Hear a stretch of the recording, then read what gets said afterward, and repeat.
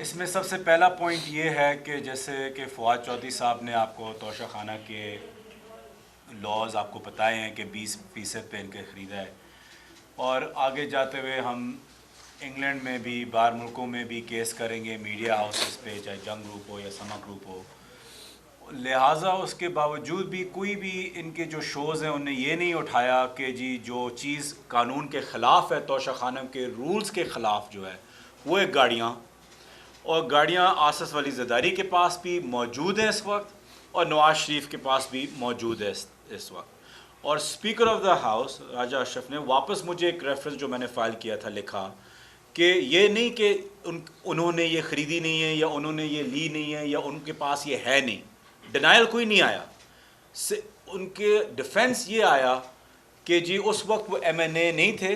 ماشاءاللہ سے وہ ملک کے پریزیڈنٹ تھے. تو یہ بھی نہیں کہ ایم این اے لیول تھے، ملک کے سب سے بڑے عہدے پہ وہ بیٹھے ہوئے تھے جب انہوں نے گاڑیاں خریدیں جو توشہ خانہ کے رولز کے بالکل خلاف ہے. Antiques and cars belong to the cabinet pool. تو ایک تو یہ بات کہ وہاں کوئی شوز نہیں ہو رہے، وہاں کوئی جیو پہ گھنٹے گھنٹے کے شوز نہیں ہو رہے کہ یہ گاڑیاں کدھر ہیں. جہاں تک اس سیٹ کی بات ہے، اس سیٹ کی دو چیزیں جو مزیدار ہیں جو ان صاحب نے، یہ عمر صاحب نے جو کی تھی،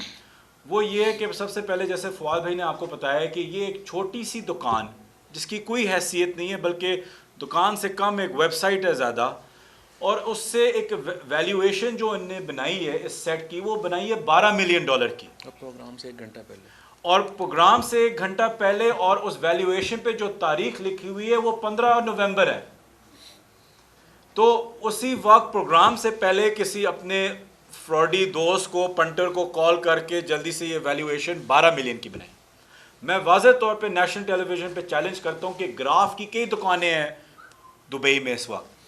ہمیں وہاں سے ویلیویشن، میڈیا بھی آئے، ہم بھی آتے ہیں وہاں بیٹھ کے ویلیویشن کر لیں. پہلی بات. دوسری بات یہ بھی میں آپ کو پوائنٹ دینا چاہتا ہوں کہ جس ڈیلر کو یہ 5 کروڑ 70 لاکھ میں یہ بیچا گیا،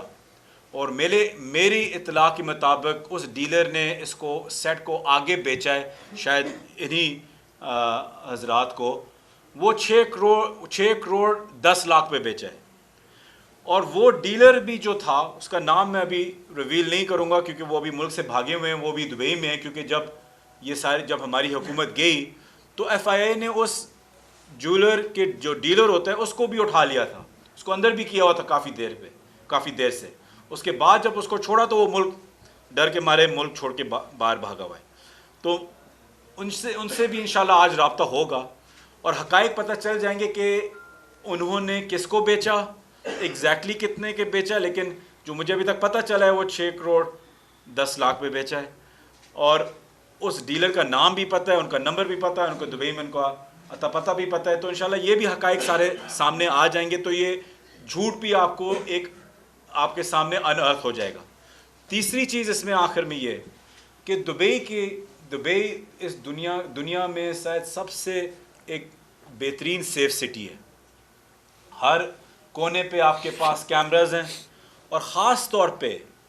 ایک آدمی جو اپنے آپ کو ایک ملٹی ملینئر ڈکلیئر کرتا ہے،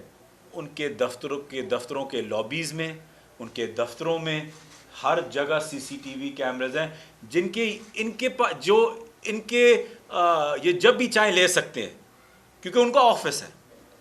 لیکن یہ ڈکلیئر کرنا کہ فرح بی ان کے پاس آئی ہے اور انہوں نے پیسے لیے ہیں، تو ان کے پاس ایٹ لیسٹ لابی کی انٹرنس کی تو تصویریں ہوں گی یا ویڈیو ہوگا،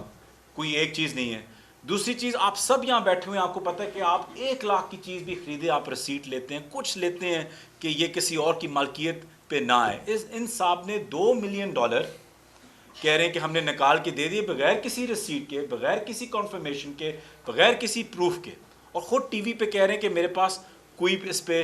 پروف نہیں ہے. تو اس گھڑی کی میں نے آپ کو واضح طور پہ کہہ دیا کہ اس گھڑی کی، اس پورے سیٹ کی انشاءاللہ آپ کے سامنے ایک اصل ویلیویشن بھی رکھی جائے گی، اور جو ڈیلر ہے جس کو بیچا بھی گیا تھا ان سے بھی پتہ چل جائے گا کہ آگے کس کو انہوں نے بیچا تھا، کہ یہ انسان تھے یا نہیں. اور اس میں آخری بات میں صرف یہ کہتا ہوں کہ جو فواد چودھری صاحب نے بتایا ہے کہ ان کو جو ECL سے انٹرپول لسٹ سے بھی جو نکالا گیا 15 اکتوبر کا اناؤنسمنٹ تھی، تو یہی آپ کہہ سکتے ہیں 12 یا 15 اکتوبر کے لگ بھگ اس کے بیچ میں سے ان کو نکالا گیا، اور اس کے ایک مہینے کے اندر ان سے پریس کانفرنس کرائی گئی. جو اس میں آگے شرین مزاری صاحبہ اس میں تفصیل سے بات کریں گی. میں آپ کو یہ کہہ رہا ہوں کہ اس ایک مہینے کی کرونالوجی اگر آپ اٹھا کے دیکھیں، کسٹوڈیل ٹورچر سے لے کے پریس کے اوپر، خان صاحب کے اوپر حملہ، ارشد شریف صاحب کی شہادت، اب یہ اس پوری سرکس کی اگر آپ کرونالوجی اٹھا کے دیکھیں ایک 30 دن کے اندر کیا ہوا ہے، تو ہر چیز واضح ہو جائے گی کہ یہ کون سی سرکس ہے اور اس کا رنگ ماسٹر بھی کون ہے.